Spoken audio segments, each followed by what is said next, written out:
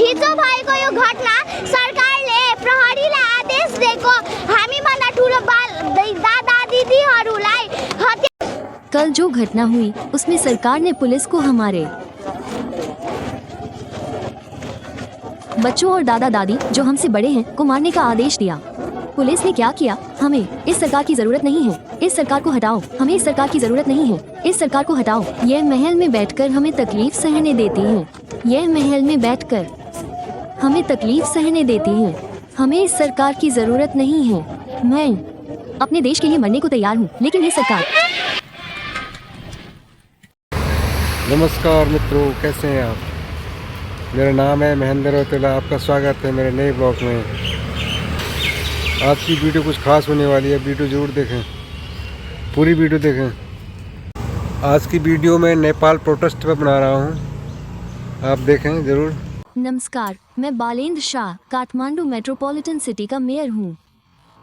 Kathmandu metropolitan city में 3 साल के अंदर बेरोजगारी की समस्या का समाधान करने के लिए काठमांडू मेट्रोपॉलिटन सिटी ने स्वर्णिम गौरव योजना के तहत श्रमिक बैंक और रोजगार उपलब्ध कराने की योजना लाई है।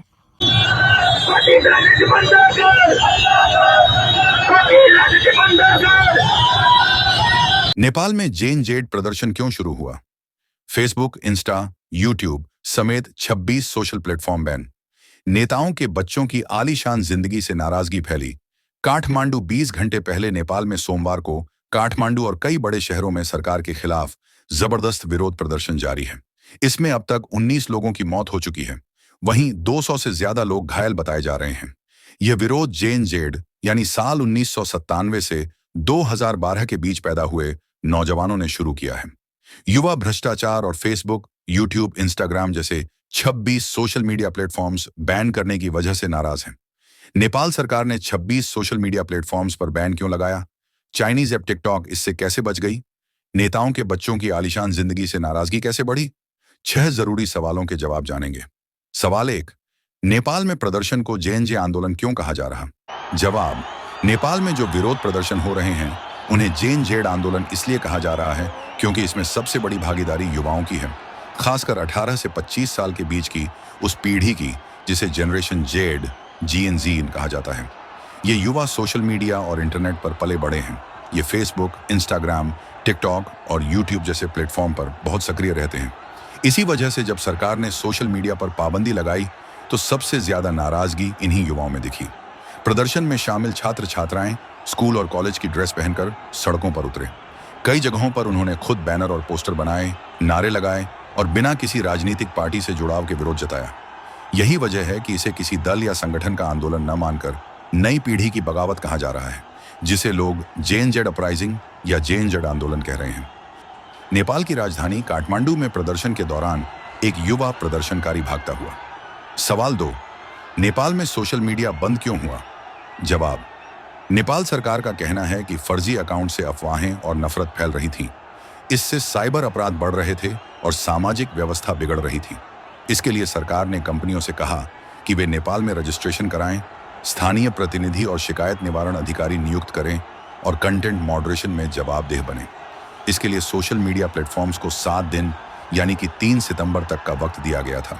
जब फेसबुक, यूट्यूब, व्हाट्सएप और X जैसी कंपनियों ने तय समय में रजिस्ट्रेशन नहीं कराया तो उन्हें बंद कर दिया गया। सवाल 3, मेटा जैसी 26 कंपनियां रजिस्ट्रेशन क्यों नहीं करा सकीं? जवाब, रजिस्ट्रेशन के नियमों के मुताबिक हर कंपनी को नेपाल में लोकल ऑफिस रखना, गलत कंटेंट हटाने के लिए लोकल अधिकारी नियुक्त करना, कानूनी नोटिसों का जवाब देना और सरकार के साथ यूजर का डेटा शेयर करना जरूरी कर दिया गया। कंपनियों को डेटा प्राइवेसी और अभिव्यक्ति की आज़ादी के मामले में ये शर्तें बहुत सख्त लग रही हैं। रिपोर्ट्स के मुताबिक भारत या यूरोप जैसे बड़े देशों में कंपनियां लोकल प्रतिनिधि रख लेती हैं क्योंकि वहां यूजर बहुत ज्यादा हैं, लेकिन नेपाल का यूजर बेस छोटा है, इसलिए कंपनियों को यह बेहद खर्चीला लगा।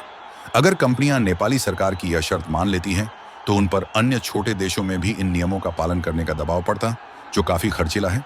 यही वजह रही कि पश्चिमी कंपनियों ने नेपाल सरकार की शर्त नहीं मानी और तय समय पर रजिस्ट्रेशन नहीं कराया। सवाल 4, नेपो किड ट्रेंड क्या है जिससे युवाओं का गुस्सा भड़का?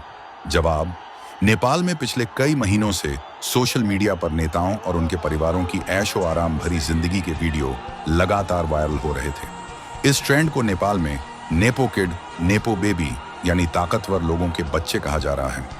नेपो किड ट्रेंड से जुड़ा वीडियो, इसमें प्रधानमंत्री के पी शर्मा ओली, पूर्व प्रधानमंत्री शेर बहादुर देउबा और पुष्प कमल दहल प्रचंड के परिवार खास तौर पर निशाने पर रहे। सोशल मीडिया प्लेटफॉर्म्स पर ऐसे कई वीडियो और तस्वीरें शेयर किए गए जिनमें उनके बच्चों को महंगी कारों, विदेशी शिक्षा और ब्रांडेड कपड़ों के साथ दिखाया गया। इन तस्वीरों और वीडियोस ने युवाओं में गुस्सा और असंतोष बढ़ा दिया। नेपाल में प्रति व्यक्ति आय सिर्फ $1,300 सालाना है। युवाओं की बढ़ती नाराजगी देख सरकार ने सोचा कि अगर हालात पर जल्द काबू नहीं पाया गया तो माहौल और बिगड़ सकता है। इसी दबाव में सरकार ने सोशल मीडिया कंपनियों को 7 दिन के भीतर नेपाल में रजिस्ट्रेशन कराने का आदेश जारी कर दिया। सवाल 5, चाइनीज टिकटॉक ऐप बैन से कैसे बची?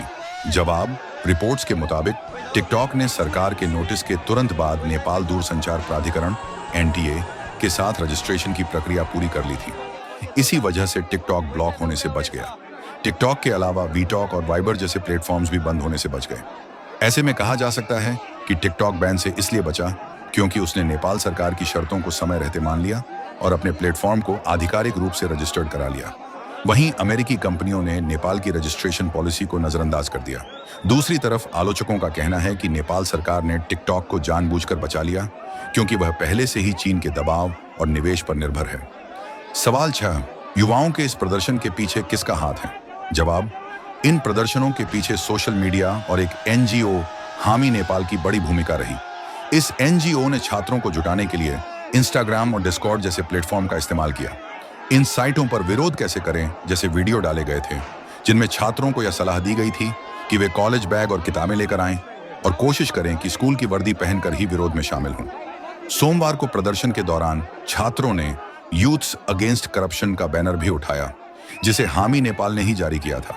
स्थानीय मीडिया के मुताबिक इस संगठन ने बाकायदा काठमांडू प्रशासन से प्रदर्शन की अनुमति भी ली थी। हामी नेपाल की शुरुआत 2015 में हुई थी। यह एक NGO है जो आपदाओं के समय राहत कार्य करती रही है। इसके सदस्य भूकंप और बाढ़ जैसे हालात में बचाव, भोजन वितरण और पानी की व्यवस्था करने में एक्टिव रहते हैं। यह संगठन सामाजिक मुद्दों पर भी काम करता है, खासकर छात्रों और प्रवासी नेपाली नागरिकों से जुड़े मामलों पर। इस साल की शुरुआत में जब भारत के भुवनेश्वर में पढ़ने वाली एक नेपाली छात्रा ने अपने प्रेमी के कथित उत्पीड़न से तंग आकर आत्महत्या कर ली थी, तब हामी नेपाल ने खुलकर इस मामले को उठाया। उस समय इसके सदस्य लाल कपड़े पहनकर और संगठन का लोगो लगाकर लगातार जानकारी साझा करते रहे। दिलचस्प बात यह है कि हामी नेपाल आमतौर पर सोशल मीडिया पर राजनीतिक रूप से संवेदनशील मुद्दों से दूरी बनाए रखता है। यह अक्सर अपनी मानवीय गतिविधियों की अपडेट इंस्टाग्राम पर डालता है।